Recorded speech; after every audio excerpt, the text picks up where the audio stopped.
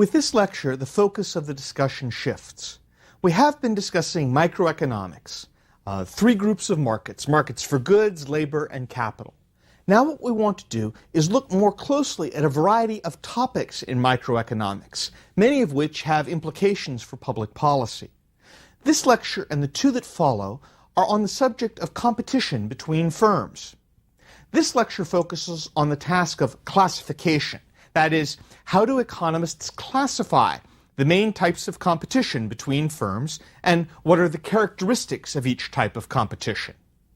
The next lecture then focuses on antitrust, which is the set of public policies to ensure that firms don't combine together to act like a monopoly or to restrict competition. The following lecture then focuses on the economics of regulated industries, including examples of deregulation like the airline industry, and some current controversial issues like how to regulate the telecommunications industry or the electricity industry.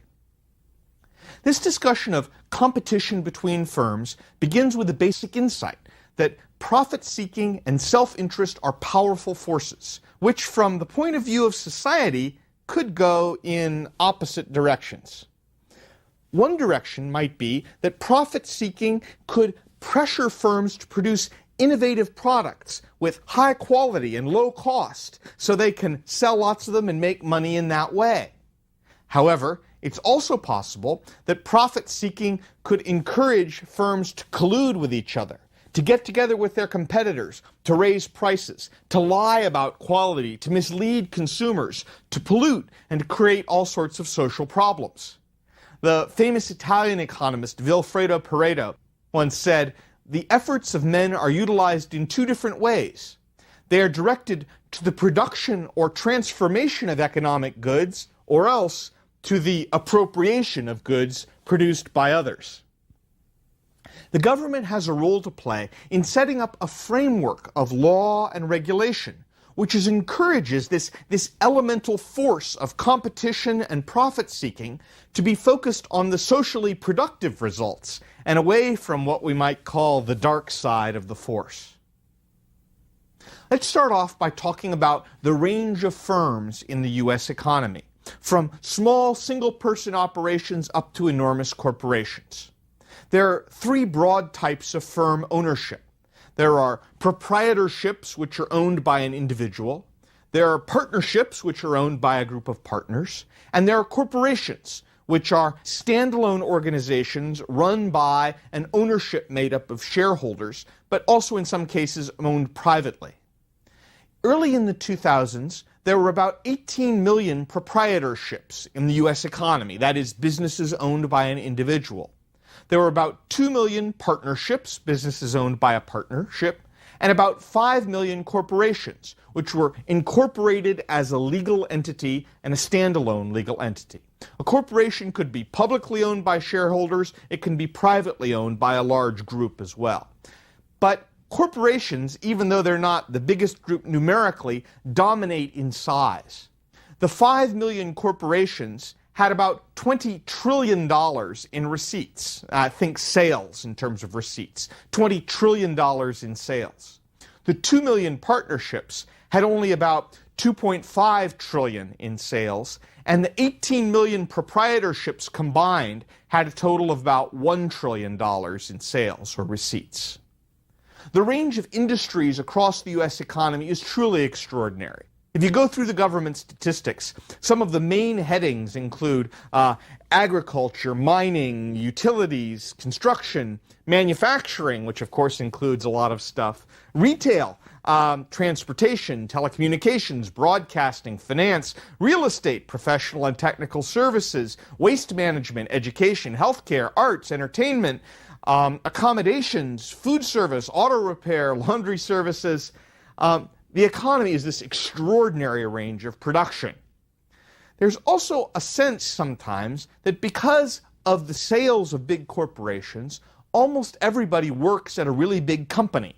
That's not quite actually true, although there's some truth in it. If you look at a graph that shows where people work according to the size of their firm, what you find is that firms that have 500 or more employees employ roughly half of the labor force. But that means that firms with 500 or less employees would employ also about half the labor force. In particular, firms with 20 or fewer employees employ about 1/5 of all workers. So an awful lot of workers do work at firms which are relatively small. Not everyone is working for some giant company that everyone has heard of. In any given year, firms are starting and ending. In any given year, about 500,000 businesses start and about 500,000 businesses die. As you might expect, most of these business firms and births and deaths are small firms, but several hundred of the startups that occur each year have more than 500 employees. So big companies do start and die as well. All of these industries, all of these firms, all of these different kinds of companies across the economy can involve one of 4 different types of competition. And you can think of these 4 types of competition as sort of being along a spectrum of competition, from perfect competition at one end to monopolistic competition to oligopoly to monopoly. Now, obviously, there are a lot of terms there. We need to come back and unpack those one at a time. But we can think of these as 4 sort of prototypical different types of competition. Let me quickly sketch what they are, and then we'll talk about each one in more detail.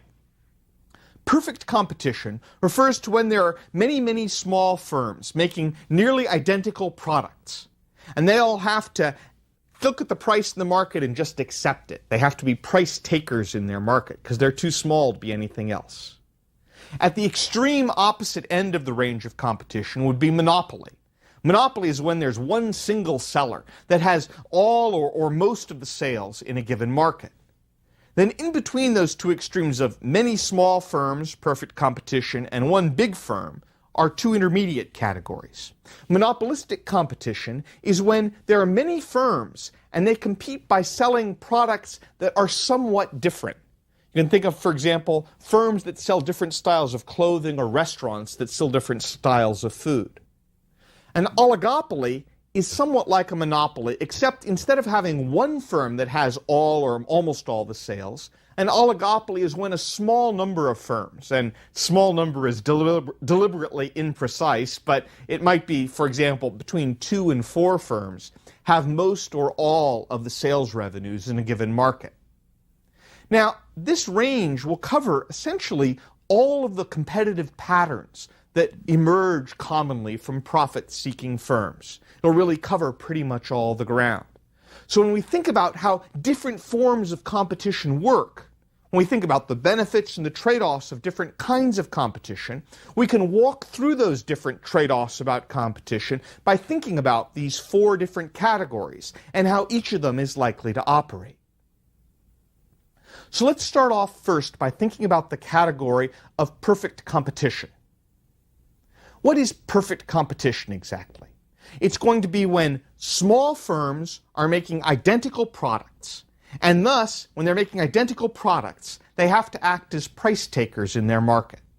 Price takers just means they have to accept the market price.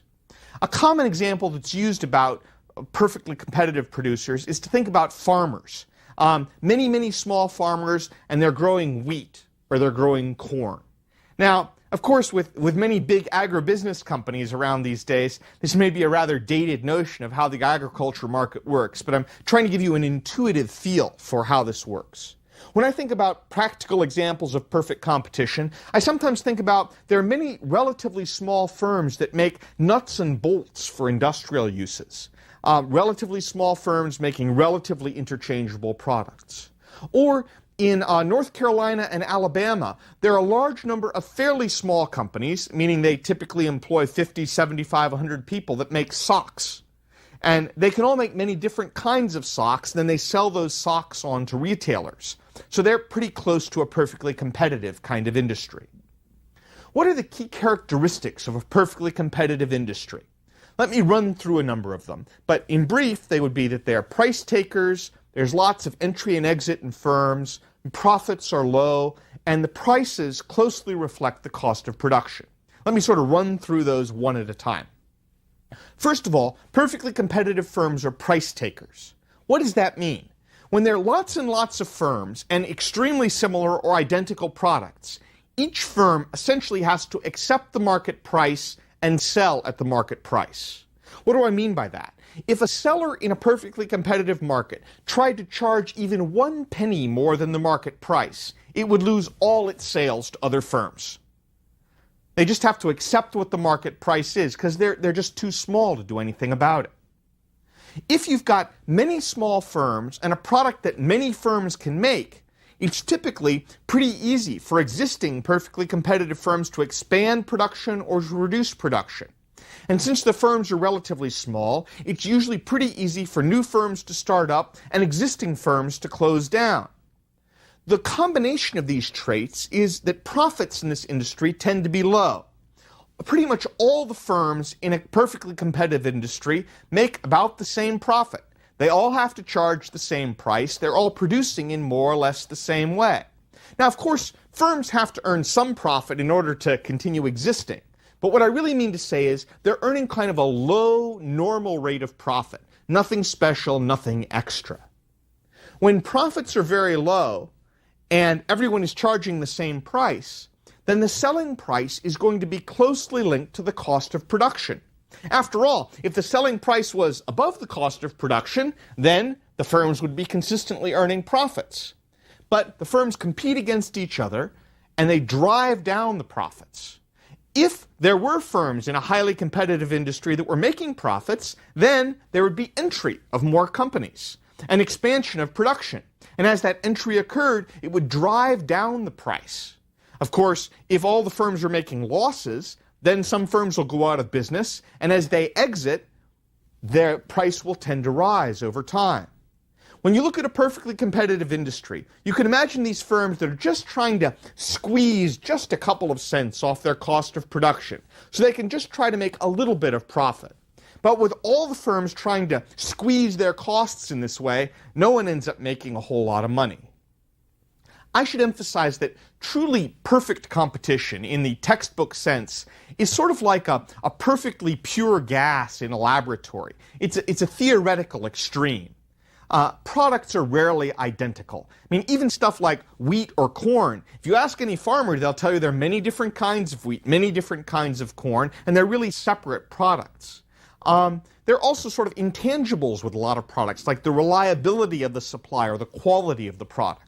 So it's very rare that products would literally be identical. But you can still think of this idea of perfect competition as a sort of benchmark, kind of like when you're in physics and they talk about a frictionless ramp. The ramps aren't really frictionless, but it's a useful way to think. And the closer you get to that extreme of an industry with lots of small firms, where the firms are producing extremely similar products, where no one can make a whole lot of money, and everyone is sort of struggling to accept the market price, the closer you are to that ideal model of perfect competition. Some people would say that certain electronics products, like, say, color televisions, not the big plasma ones, but the old-style color televisions, or computer chips, or small transistor radios, are really pretty close to perfect competition. Lots of people make them, and they sell more or less at the cost of production. Now, let's go to the opposite extreme from perfect competition. Instead of perfect competition, let's talk about monopoly.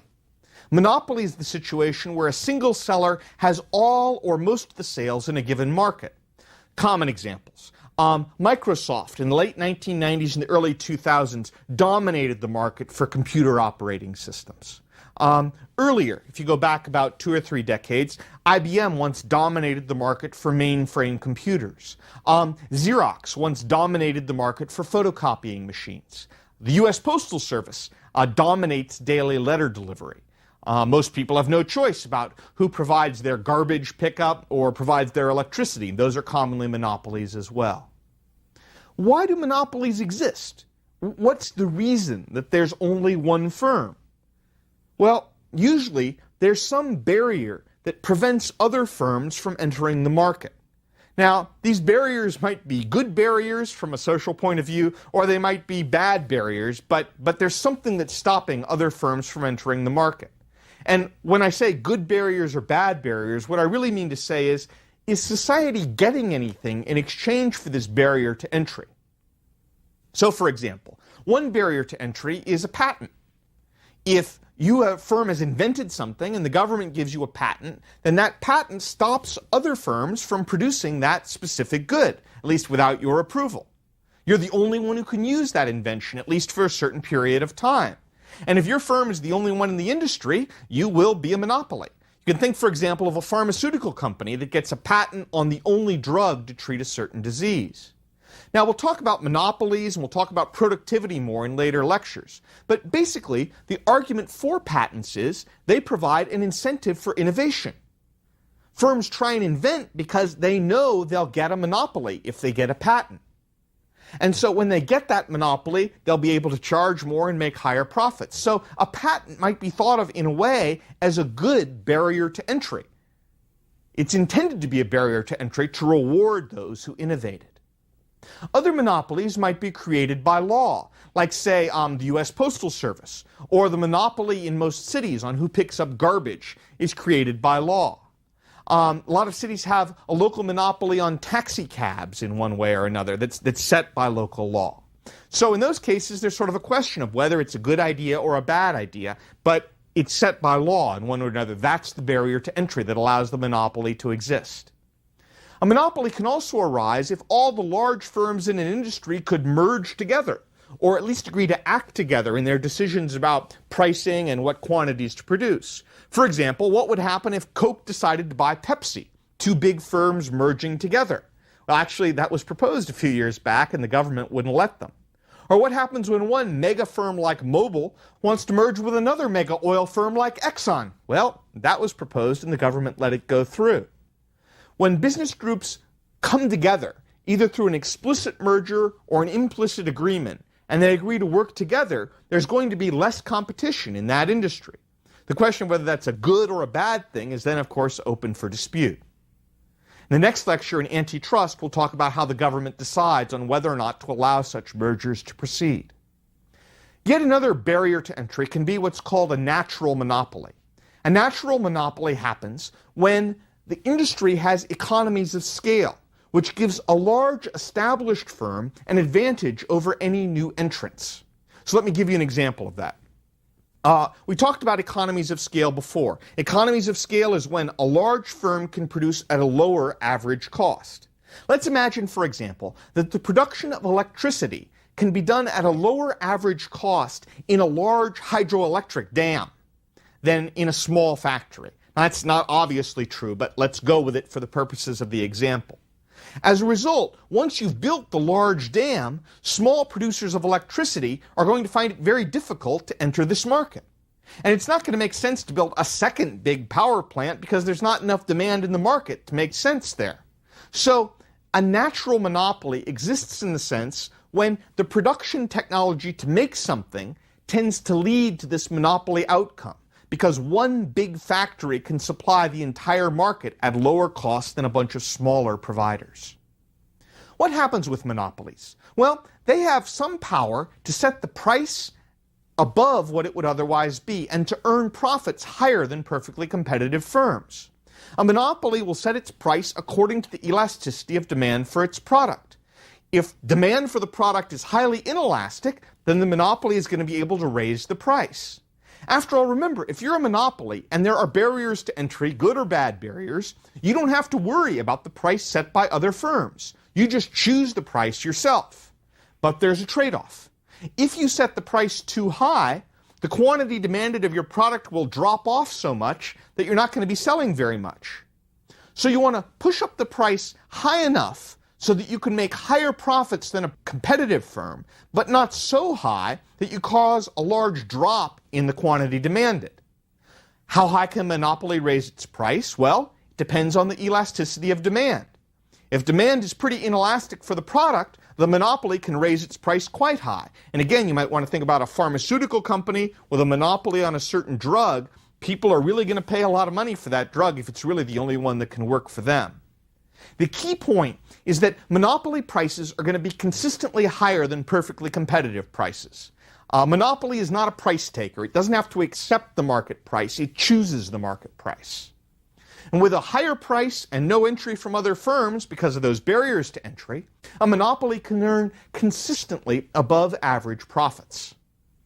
I should also say that some monopolies don't have to take those profits in a monetary form. A famous economist named Sir John Hicks once said, "The best of all monopoly profits is a quiet life." The nice thing about being a monopoly is no one comes to challenge you.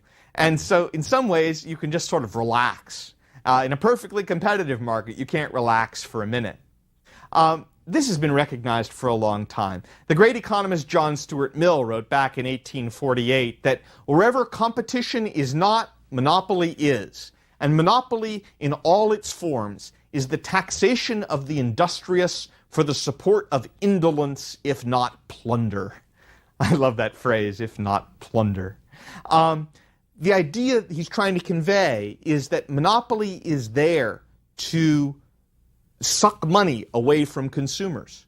Now, it may be a good thing, like when you're rewarding innovation. It may not be a good thing, but that's what monopoly does. On the spectrum of competition, monopolistic competition is closer to this idea of perfect competition than it is to monopoly. Monopolistic competition is when many firms compete by selling differentiated products. A differentiated product just means a product that is similar to another product but different. Think about a shopping mall with many different clothing stores. They're all competing but not identical products. You can also think about products being differentiated in a lot of different ways. The gas at gas stations is pretty similar, but some gas stations might have an especially good location at a busy corner, and that gives them a differentiation over other gas stations. You listen to advertisements, you can hear all the differentiation. Goods that are extra spicy or non-stick or have an easy-to-grip handle or long-lasting or guaranteed or have free delivery. All those kinds of things are things that people are trying to differentiate their product and make it different than similar products. In a way, monopolistic competition is a sort of a mini monopoly. Everyone can produce a similar product to you, but you're the only one who can produce your specific product.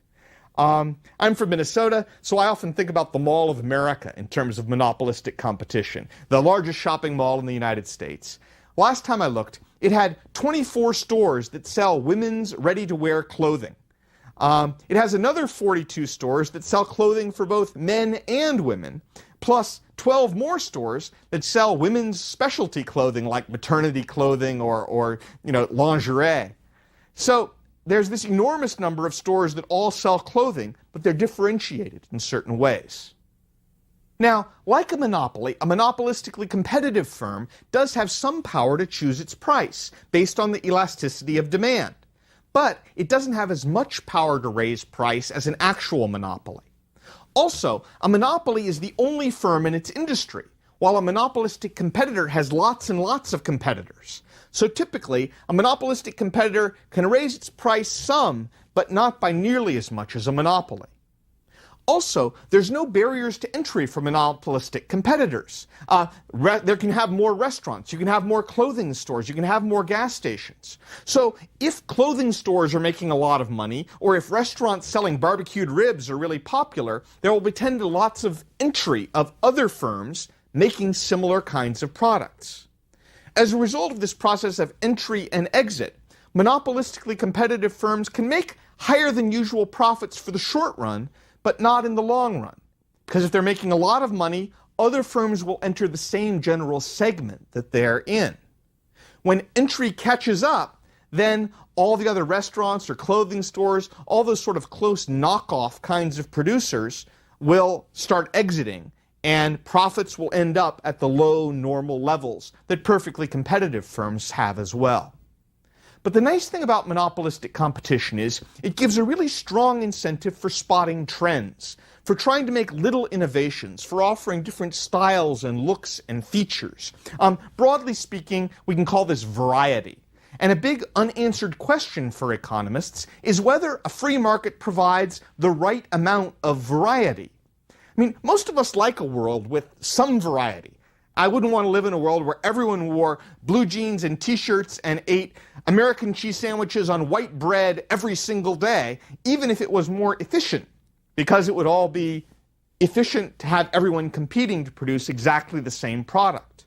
But on the other side, is the world really a better place and are people really happier because they have hundreds of different styles of basketball shoes? It's not obvious to me. It's possible that there's too much variety in some sense. And that question of thinking about whether there's enough or too much variety is a big open question about monopolistic competition. Final category, oligopoly. An oligopoly is closer to monopoly than it is to perfect competition. But it's hard to analyze monopoly because in some cases, oligopolists compete in tough ways against each other. Let's first of all just focus on definition. An oligopoly is when a small number of firms have most or all of the revenues in a given market. You can think, for example, here about, say, Coke and Pepsi, who have most of the revenues in the soft drink market, or the two big companies that make airplanes, Boeing and Airbus. The really key question in oligopoly is, do the firms compete against each other in a really tough way? In which case the firms are sort of acting like perfect competitors, and they might end up all earning low profits. Or do the firms all collude together, and collude together in a way that lets all the firms in the market hold prices high, kind of like they're a monopoly, so they can all earn higher than normal profits over time? An oligopoly could act like a lot of competition, or an oligopoly could act more like a monopoly. Now, explicit collusion between firms is relatively rare. I mean, after all, explicit collusion between firms is illegal, as we'll talk about more in the next lecture on antitrust. But sometimes examples of explicit collusion come out anyway. Here's an example about explicit collusion from a phone tap that the U.S. Department of Justice did in 1982. I apologize in advance for the fact there's some profanity in the language, but, sometimes people talk that way. This is a phone conversation between Robert Crandall, who's president of American Airlines, and Howard Putnam, who's president of Braniff Airlines. And the two are competing against each other in the Dallas market. These two firms are an oligopoly. They sort of an oligopoly within the Dallas market. They have most of the flights going out of Dallas. And at this time, Braniff is cutting its prices, and that's making the people at American unhappy because they're cutting the price and competing hard.